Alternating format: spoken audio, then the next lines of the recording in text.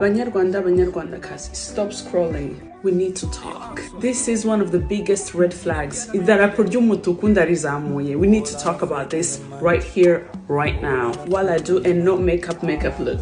Iki ni ikintu kiri kwica ama relationships yacu, yaba ama relationship y'ubucuti, y'urukundo, y'imiryango, I don't know, ariko this is my opinion. Iyi ni virusi iri kutwicira ama relationships, okay? And it's about time we talk about it. Since impamvu ari big deal ku bantu bamwe na bamwe, stop pretending that you have it all financially. Kuki tubeshya ku butunzi bwacu? No, iyo ari relationship iri long distance, ugasanga umuntu ari kukubeshya ati nje mfite ibi kandi utabifite, ugasanga umusore ari kwemerera inkumi ibintu atazapfa muhaye, ugasanga inkumi iri kushiraho pressure umuhungu ngo ngiye nkomoka hamva hangibi sohokera ha nambaruku ntambaye ikusi nasohoka, like what?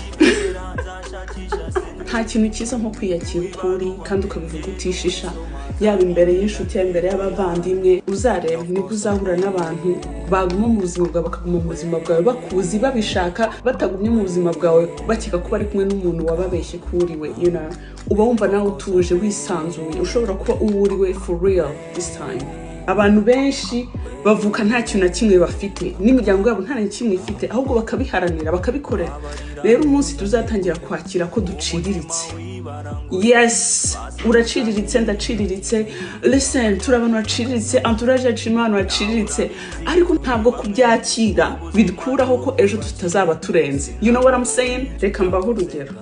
Iyo ugiye gukora urugendo mu modoka, ufite cya cyuma bita GPS, cyo kindi kikwereka umuhanda unyuramo, ikintu cya mbere cyo cyuma kiba gikeneye ni aho uri ako kanya.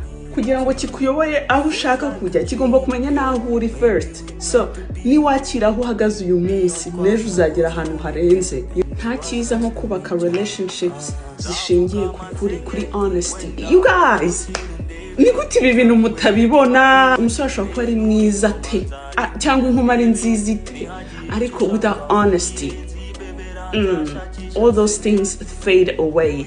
Yaba imyenda yakubwiye ko yambara, yaba imodoka yakubwiye ko agenda, yaba akazi afite kamuha miliyoni, byaba ari byo bitaba ari byo.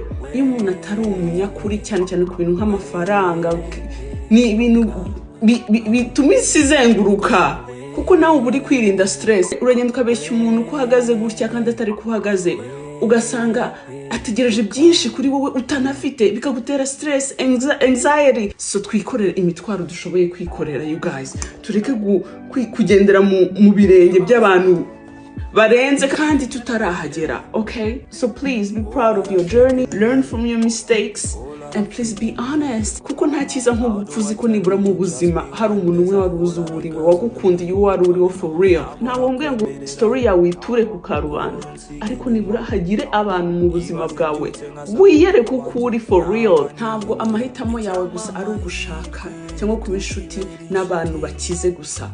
Ushaka kuba uciriritse nkanjye, ugahura n'undi musore cyangwa n'izindi nkumi, whatever, entourage yawe muciriritse, mukazamukana hamwe. That's also an option, okay?